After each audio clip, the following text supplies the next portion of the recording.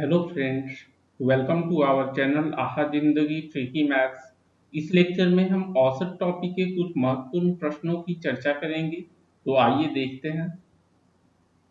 देखिए, इस सवाल में क्या दिया हुआ है। पांच क्रमागत विषम संख्याओं की औसत जो दी हुई है 61 है। ठीक है, इसमें हमें सबसे बड़ी तथा सबसे छोटी संख्या का अंतर पता करना है। तो कैसे करेंगे। देखिए, सभी जो पांच संख्या है विषम संख्या है और सभी क्रमागत विषम संख्या है। ठीक है, तो हम मान लेते हैं पांच संख्या। माना पांच क्रमागत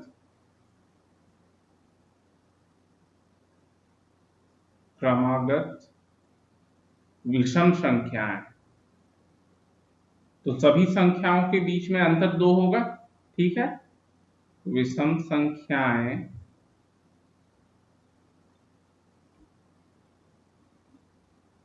x x जोड़ दो। ठीक है, तीसरी संख्या हो जाएगी x जोड़ चार, चौथी संख्या हो जाएगी x जोड़ 6 और पांचवी हो जाएगी x जोड़ 8। ठीक है, ये सारे संख्याएं हैं हमारे। अब देखिए, हमें अंतर पता करना है। सबसे बड़ी तो हमारी x जोड़ 8 वाली संख्या हो जाएगी और सबसे छोटी x हो जाएगी। तो देखिए, औसत तो दिया हुआ है, आप क्या कर सकते हैं, इससे भी पता लगा सकते हैं। मतलब कि हर एक संख्या आप निकाल लीजिए। ठीक है, इन संख्याओं का जोड़ हो जाएगा 5 गुना औसत। लेकिन सभी संख्याओं को निकालने की जरूरत तो है नहीं, हमें तो सिर्फ अंतर बताना है। ठीक है, तो हम अंतर बता देते हैं। अतः सबसे बड़ी संख्या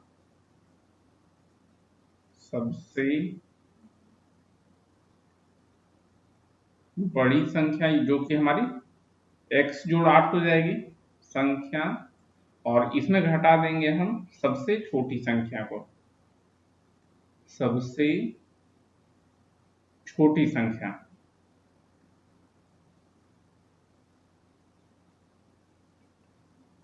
तो x जोड़ 8 में हमें घटाना है x जोड़ 8 और इसमें घटा देंगे x। तो देखिए, हमारा अंतर जो है 8 के बराबर हो जाएगा। ठीक है, चलिए, यही उत्तर हो गया हमारा। अगला सवाल देखते हैं। देखिए, इस सवाल में क्या दिया हुआ है। एक विद्यालय में 10 अध्यापक थे। ठीक है, उसमें एक सेवानिवृत्त हो गए हैं और उनकी जगह पर 25 वर्ष के एक अध्यापक को लाया जाता है। ठीक है, तो उनके आने के बाद क्या होता है, इन अध्यापकों की औसत आयु 3 वर्ष कम हो गई। तो हमें पता करना है कि सेवानिवृत्त होने वाले अध्यापक की आयु कितनी थी। ठीक है, तो देखिए, सभी की औसत आयु जो है 3-3 वर्ष कम हो गई और जो आपकी अध्यापक की संख्या है वो 10 है। ठीक है, तो टोटल आयु कितनी कम हो जाएगी। कुल आयु जो कम हुई, कुल आयु जो कम हुई। ठीक है, तो 3 वर्ष कम हो जाती है और अध्यापक की संख्या 10 है, तो 30 वर्ष जो है कम हो जाएगी। 30 वर्ष। ठीक है, अब देखिए, नए अध्यापक की आयु दी हुई है 25। ठीक है, और टोटल है 10, तो 30 वर्ष कम हुई तो 30 में जोड़ देंगे 25। ठीक है, अतः सेवानिवृत्त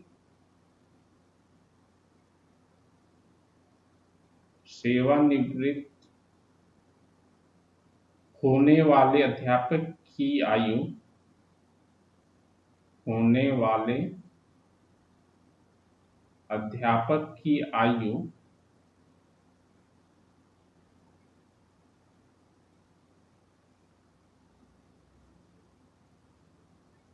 तो जो आपके 25 वर्ष की अध्यापक हैं, तो 25 जोड़ 30 इतना वर्ष हो जाएगा और ये हमारा उत्तर हो जाएगा 55 वर्ष। ठीक है, तो 55 वर्ष हो गया जो अध्यापक सेवानिवृत्त हुए उनकी आयु। चलिए अगला सवाल देखते हैं। देखिए इस सवाल में क्या दिया हुआ है, किसी वर्ष में एक व्यक्ति की औसत मासिक आय दी हुई है 3400 रुपया, ठीक है, और पहले 8 माह की औसत आय दी हुई है 3160, ठीक। वहीं अंतिम 5 माह की औसत आय दी हुई है 4120। तो हमें 8वें माह की आय कितनी है ये ज्ञात करनी है। कैसे करेंगे, तो देखिए 12 माह की आय हम पता लगा सकते हैं, ठीक है, क्योंकि पूरे वर्ष की जो आय है औसत आय 3400 है, इसे 12 से गुना कर देंगे। अब देखिए पहले 8 माह, ठीक है, और अंतिम 5 माह, तो 8वां माह जो है दोनों में है, ठीक है, पहले 8 में भी और अंतिम 5 में भी, ठीक है। 7 + 1 8 हो गया, और उधर आपका 5 हो जाएगा, मतलब 1 + 4, ठीक है। तो 8वें माह का वेतन दोनों में है, तो हम क्या करेंगे कि इन दोनों को जोड़ देंगे और पूरे वर्ष की आय जो है उसे घटा देंगे, ठीक है। तो देखिए 8वें माह की आय, 8वें माह की आय, ठीक है, 8वें माह की आय जो हमारा हो जाएगा बराबर, देखिए 3160 गुना 8, ठीक है, 3160 गुना 8 जोड़ अंतिम 5 का हो जाएगा 5 गुना 4120। पर इसमें इन दोनों में देखेंगे तो 8वें माह का दोनों में है, ठीक है, तो हम पूरे वर्ष का घटा देंगे तो हमें सिर्फ 8वें माह का, ठीक है, वो वेतन मिल जाएगा 3400 गुना 12, ये सारे हमारे रुपए में हो जाएंगे। चलिए और ये हम गुना कर देंगे तो ये हमारा मिलेगा, देखिए 25,280 जोड़ 20,600 घटाओ 40,800, और इसका मान हमें मिलेगा 5,080। यही हो गया 8वें माह की आय, ठीक है। चलिए अगला सवाल देखते हैं। देखिए इस सवाल में क्या बोला गया है, 3 वर्ष पहले, ठीक है, 3 वर्ष पहले की बात की जा रही है, तो 5 सदस्यों की औसत आयु दी हुई है 17 वर्ष, और क्या होता है उसके पश्चात एक बच्चे का जन्म होता है, ठीक है, और आज जो है, आज के समय वर्तमान समय में उनकी औसत आय पूरे परिवार की जो है वही है जो पहले थी उतनी ही है, मतलब 17 वर्षीय औसत आय अभी भी है।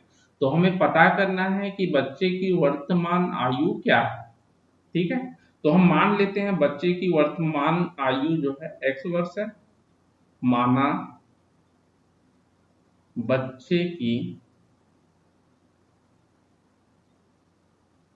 वर्तमान आयु, वर्तमान आयु बराबर x वर्ष, ठीक है। अब देखिए क्या बोला जा रहा है कि औसत जो है 3 वर्ष पहले, मतलब 5 सदस्य थे, औसत उतना ही है, ठीक है। तो देखिए 3 वर्ष पहले जो है पूरे परिवार की आयु कितनी हो जाएगी, 3 वर्ष पहले परिवार की, परिवार की कुल उम्र, परिवार के सदस्यों के, सदस्यों की आयु का योग, आयु का योग। तो देखिए औसत तो दिया हुआ 17, उसे 5 से हम गुना कर देंगे का योग, तो 17 गुना 5 इतना वर्ष हो जाएगा, और 85 वर्ष, ठीक है, ये 3 वर्ष पहले की बात है। अब देखिए अभी क्या हो जाएगा, अभी भी वर्तमान आयु अगर सभी की बात करें, देखिए जब बच्चा जन्म लेता है तो एक मेंबर जो है और ऐड हो गया, एक सदस्य ऐड हो जाता है, तो अब हो जाएगी 6, संख्या जो है 6 हो जाएगी। ठीक है, तो अभी तो 6 सदस्यों, ठीक है, वर्तमान समय में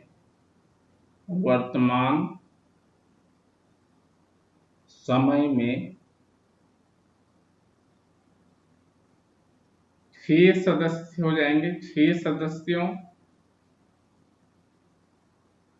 की आयु का योग कितना हो जाएगा, देखिए 85 पहले से था 5 लोगों का, ठीक है, जोड़ अब ये 5 लोगों की हर एक की 3-3 वर्ष जो है आयु बढ़ जाएगी, तो 3 गुना 5 हो जाएगा, ये जो जोड़ेंगे अभी, ठीक है, क्योंकि हम वर्तमान समय की बात कर रहे हैं और जो बच्चा जन्म लेता है उसकी वर्तमान आयु हमने माना है x वर्ष, तो x भी जोड़ लेंगे, ठीक है, और ये देखिए 85 जोड़ 15, तो 100 जोड़ x, 100 जोड़ x वर्ष हो गया। अब देखिए क्या बोला जा रहा है कि औसत आयु जो है उतनी ही है, मतलब 17 वर्ष की है, तो औसत आयु अब क्या हो जाएगी, देखिए 100 जोड़ x, इसे भागा करेंगे 6 से, क्योंकि अब तो 6 सदस्य हो गए, तो औसत आयु 17, ठीक है, यहां से हम x का मान निकाल लेंगे, तो 100 जोड़ x बराबर 17 गुना 6 मतलब 102 हो गया, तो x का मान हमें मिल जाएगा 102 माइनस 100 2, ठीक है, अतः बच्चे की वर्तमान आयु, बच्चे की वर्तमान आयु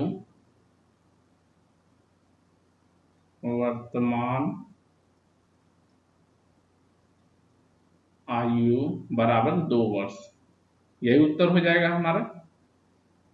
चलिए अगला सवाल देखते हैं। देखिए इस सवाल में क्या बोला जा रहा है, एक कक्षा के 100 विद्यार्थियों का औसत भार दिया हुआ है 46 किलोग्राम, और हमें बोला जा रहा है कि लड़कों का औसत भार जो है 50 किलोग्राम है, वहीं लड़कियों की औसत भार जो है 40 किलोग्राम है, तो हमें लड़कों की संख्या पता करनी है। देखिए तो कुल विद्यार्थी 100 दिए हुए हैं, तो हम मान लेते हैं कि लड़कों की संख्या x है, ठीक है, माना लड़कों की संख्या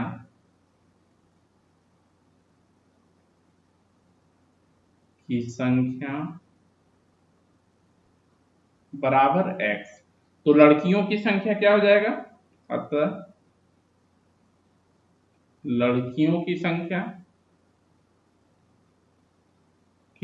बराबर, क्योंकि पूरा जो सभी छात्रों की संख्या है वो 100 है, तो 100 में घटा देंगे x, ये हो गए लड़कियों की संख्या, ठीक है।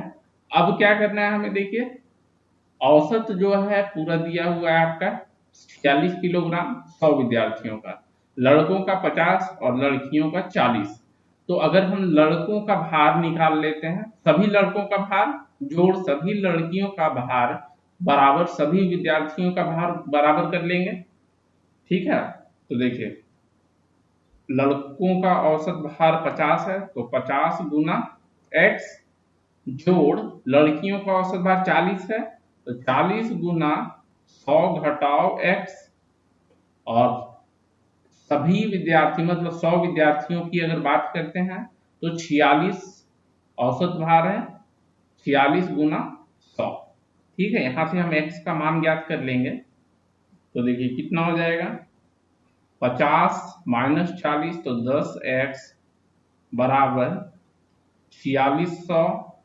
घटाओ 4000, ठीक है, तो यहां से x का मान हमें मिलेगा, देखिए 600 भागा 10, तो ये 60 हो गए, ठीक है, अतः लड़कों की संख्या